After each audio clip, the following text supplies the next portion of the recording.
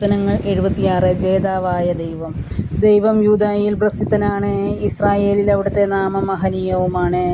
അവിടുത്തെ നിവാസം സാലേമിലും വാസസ്ഥലം സിയോനിലും സ്ഥാപിച്ചിരിക്കുന്നു. അവിടെ വെച്ച് അവിടുന്ന് മിന്നൽ പോലെ പായുന്ന അസ്ത്രങ്ങളും പരിചയും വാളും എല്ലാ ആയുധങ്ങളും തകർത്തു കളഞ്ഞു. അങ്ങ് മഹത്വപൂർണനാകുന്നു, ശാശ്വത ശൈലങ്ങളെക്കാൾ അങ്ങ് പ്രതാപവാനാണ്. ധീരരുടെ കൊള്ള മുതൽ അവരിൽ നിന്ന് കവർന്നെടുത്തു, അവർ നിദ്രയിലാണ്ടു.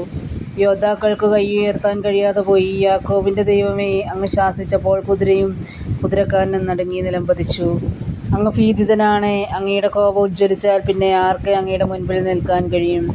ആകാശത്തിൽ നിന്ന് അങ്ങ് വിധി പ്രസ്താവിച്ചു, നീതി സ്ഥാപിക്കാൻ, ഭൂമിയിലെ എല്ലാ പീഡിതരെയും രക്ഷിക്കാൻ. അവിടുന്ന് എഴുന്നേറ്റപ്പോൾ ഭൂമി ഭയന്ന് സ്തംഭിച്ചുപോയി. മനുഷ്യന്റെ ക്രോധം പോലും അങ്ങേക്ക് സ്തുതിയായി പരിണമിക്കും. അതിൽ നിന്ന് രക്ഷപ്പെടുന്നവർ അങ്ങയുടെ ചുറ്റും ചേർന്ന് നിൽക്കും.